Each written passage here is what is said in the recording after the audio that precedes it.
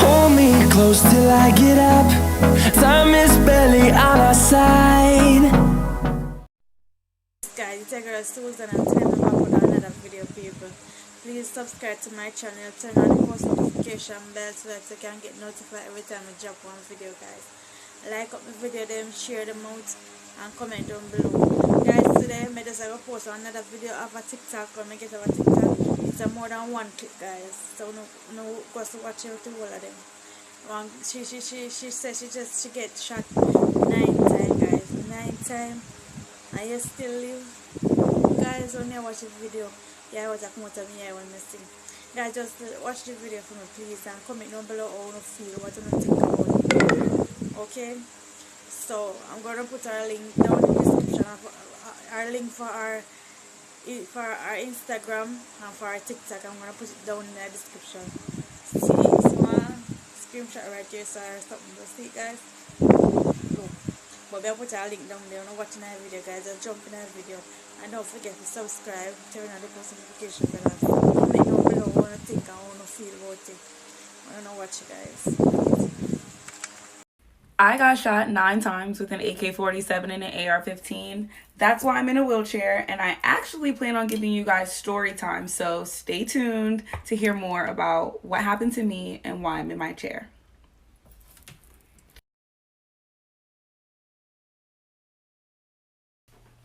Hey y'all, so everybody's been asking for story time, so here I am with how I got shot, part 1. So basically, I decided to give somebody a ride that I thought was a friend at the time. He was somebody that I knew, was not a stranger, but I still did not know where I was going. I just took him for the exchange of gas money that I felt I needed at the time. So I picked him up, went to the gas station, got $5 worth of gas, which was not worth going anywhere. And I continued to take him where he was asking me to go. He was asking me to take him to Lake Worth, Florida, which is where I got shot at. I was on the phone as I was driving, so I was distracted a little bit. And when I started realizing I didn't know where I was, is when I got off the phone to pay attention to where I was actually going. Stay tuned for part 2. Part 2. So I started to pay attention to where I was at because obviously I didn't realize where I was going. So I was like on the phone and told the person that I was talking to that I would call them right back when I got home.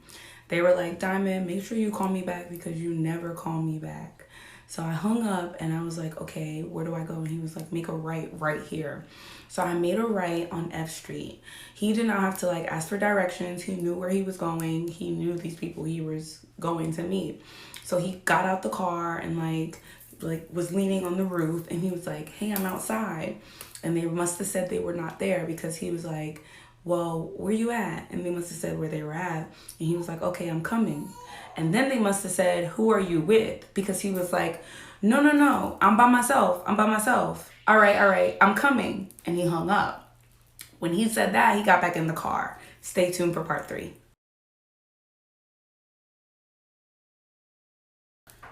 Once he got in the car, he was like, Diamond, can you go to C Street? I was like irritated by this time. And I'm like, yo, I'm not your taxi, dude. I'm not your Uber. He was like, no, stop tripping. We already came all the way down here. It's right there.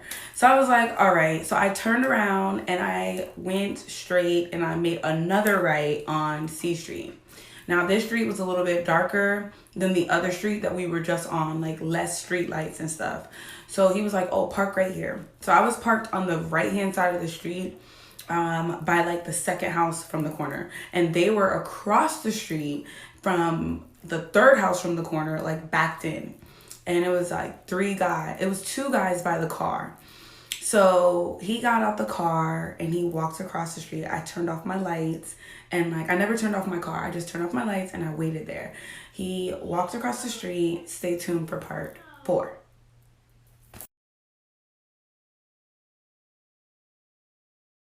Part 4. So once he started walking across the street, I was watching him walk across the street and he started to like talk to the two boys that were by the car. As he was talking to them, I looked down and my mother was calling my phone. So as she called my phone, I didn't want to pick up because I had just left from her house and she was telling me, Diamond, I'm proud of you, but you need to stop driving people around in your car. You need to stop smoking weed in your car. It smells like a pound of weed. You know, like, I'm proud of you for finding a job, but you need to like stop hanging around the people that you're hanging around and doing the things that you're doing. So obviously I went and did exactly what she was telling me not to do. So I didn't want to pick up the phone while she was calling, which I'm glad I didn't, because my mother would have heard me getting shot, because I literally got shot 10 seconds after that phone call. Stay tuned for part 5.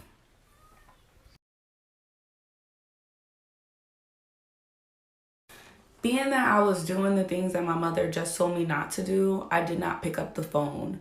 And I decided to text her and let her know that I had just got home and that I would call her when I got out of the shower, because I felt like by the time I drop him back off and get home, it would look like I was just getting out of the shower. So thank God I'm still alive, because the last thing that I would have told my mom was a lie. And that's why I don't lie to this day. So now, moving forward, okay, this is a lot, you guys. So kudos to anybody that makes it to part 6.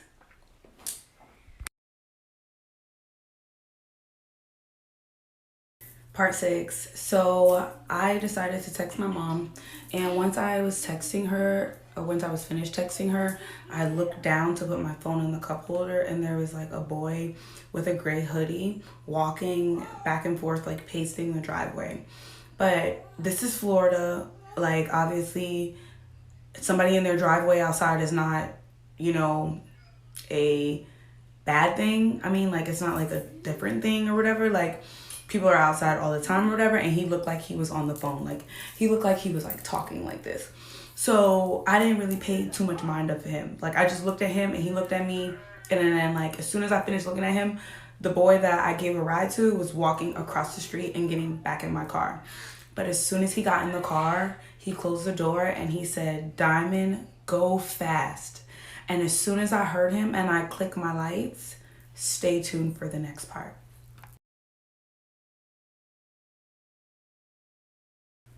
So as the boy in the gray hoodie is standing in front and shooting, I'm like looking, and the same people he was just talking to that was by the car, one of the boys hops in the car and like skirts in the middle of the road and sits there to basically wait for these two to finish shooting at my car so that they can hop in and drive off. So they're like, one standing here and shooting, and the other is standing on the side shooting on the left hand side of my car, on the driver's side. And as he's walking towards shooting, that's when like I got shot like right here in my arm, and the bullets blew off my whole entire arm. From here down was sitting in my lap, and like this was squirting, like the bone was sticking out and the blood was squirting in my face, and that's when I felt like I was going to die. So I started to pray, and as soon as I started to pray, stay tuned for part 8.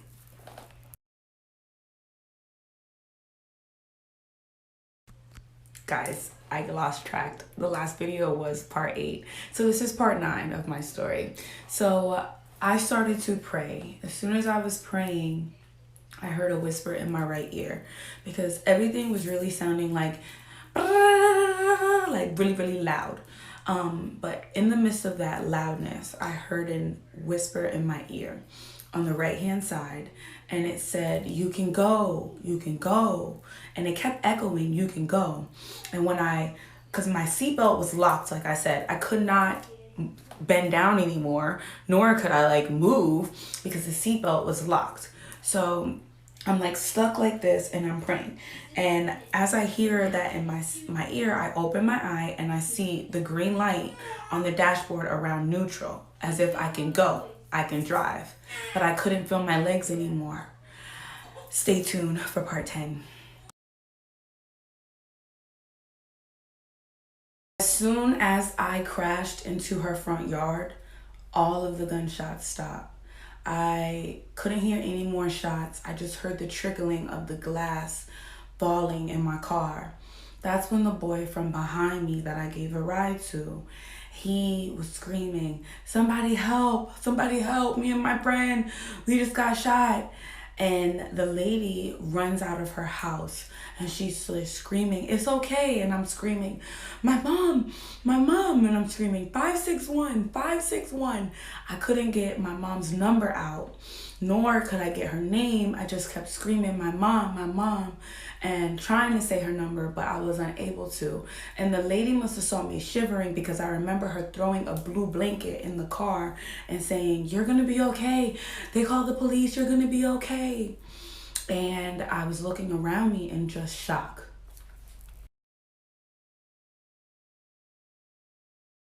As all of this is going on, this dude behind me is able to pull one to push two, because like I said, I had a 2-door Honda Accord. Only way to get out from the back is to pull one and push two.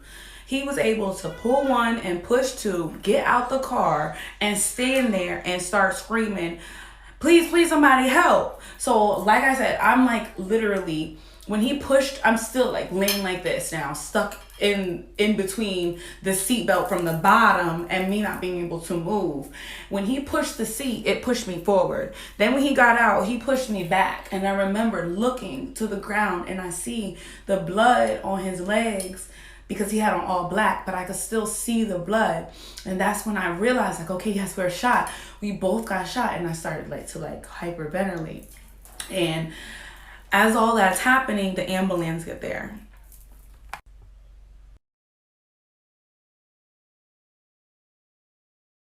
Now the ambulance are there and they are cutting off my clothes.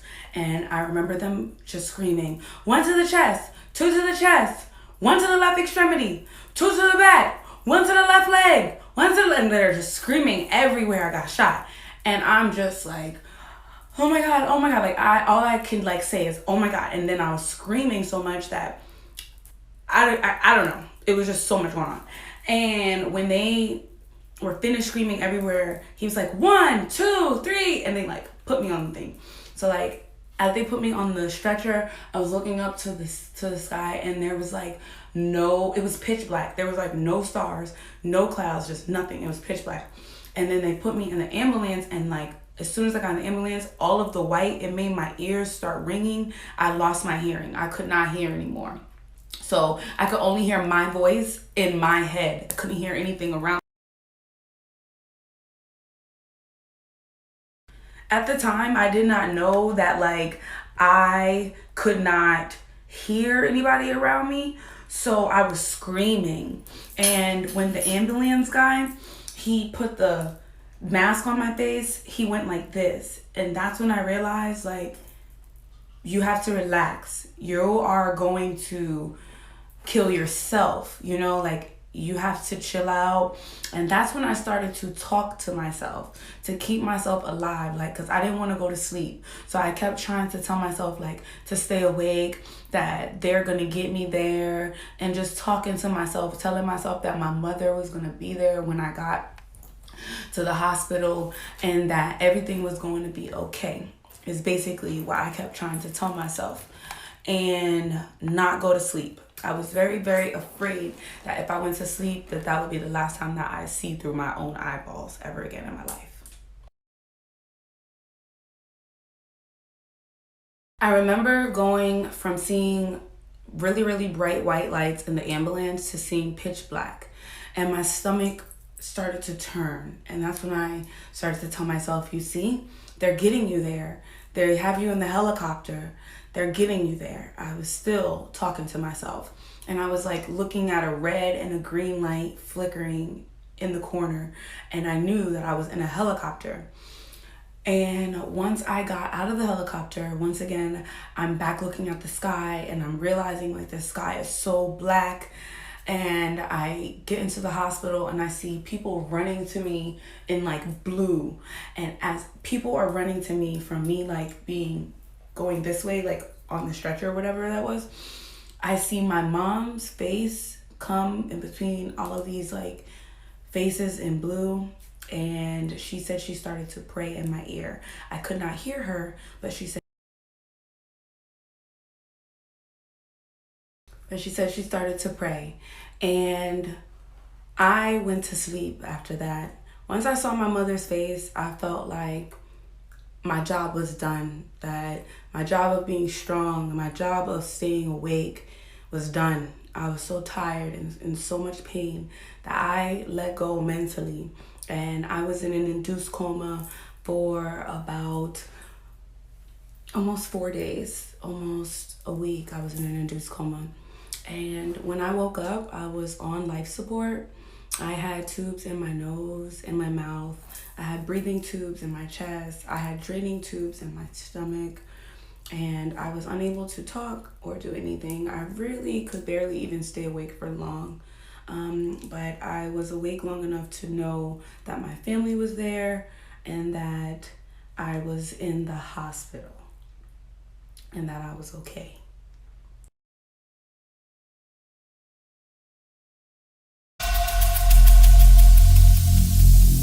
Every single day